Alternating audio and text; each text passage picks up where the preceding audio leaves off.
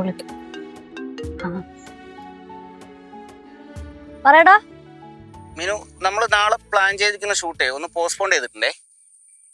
ആ ആണോ? എന്നത്തേക്കാ? അത് ഞാൻ ഡേറ്റ് നോക്കിയിട്ട് അറിയിക്കാം. ആ ഓക്കെ ഓക്കെ. നീ എവിടെയാ? ഞാൻ ഒരു ഫ്രണ്ടിനെ കാണാൻ പോവാ. ഫ്രണ്ടോ? ഏത് ഫ്രണ്ട്? നിനക്കറിയാത്ത ഫ്രണ്ടാ. എനിക്കറിയാൻ പാടില്ലാത്ത ഏത് ഫ്രണ്ടാ നിനക്കുള്ളേ? അതൊക്കെ ഉണ്ട്. ഓ ഓ ഓ, എനിക്ക് മനസ്സിലായി. പാറമട വീട്ടിലെ ഫ്രണ്ട് അല്ലേ? പാറമട വീട്ടിലെ ഏത് ഫ്രണ്ട്? കേടന്നൂരിലല്ലേ? സത്യം പറ, നീ കേശുവിനെ കാണാൻ പോവല്ലേ? ആണെങ്കി എന്താണ് ഉദ്ദേശം? ഇന്ന് നീ അവനോട് ഇഷ്ടം തുറന്നു പറയോ? എന്തിഷ്ടം?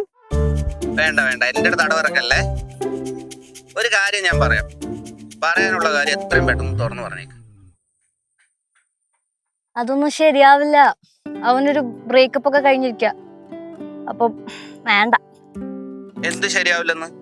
എല്ലാം ശരിയാവും. നീ കൂടുതലൊന്നും ആലോചിക്കാതെ കാര്യം തുറന്നു പറഞ്ഞു. പറയണോ? പറയുന്നേ. പറയാല്ലേ? പിന്നല്ല. All the best. Thank U.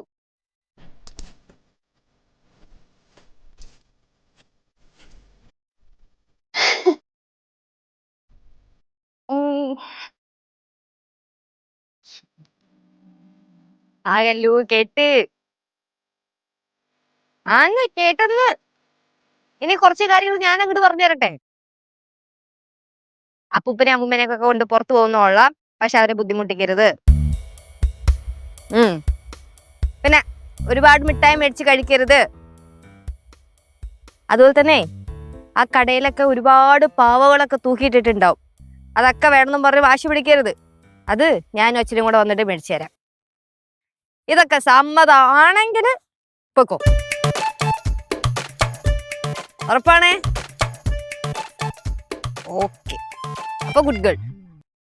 ശരി, ഇല്ല കുഴപ്പമില്ല, ഞാൻ അമ്മൂമ്മനെ വിളിച്ചോളാം. ഓക്കെ.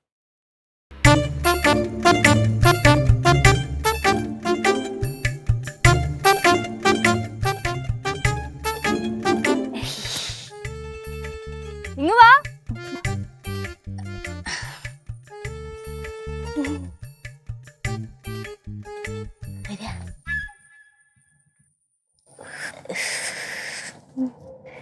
എന്താണ് പുതിയ പ്രാങ്കായിട്ട് ഇറങ്ങിയതാ?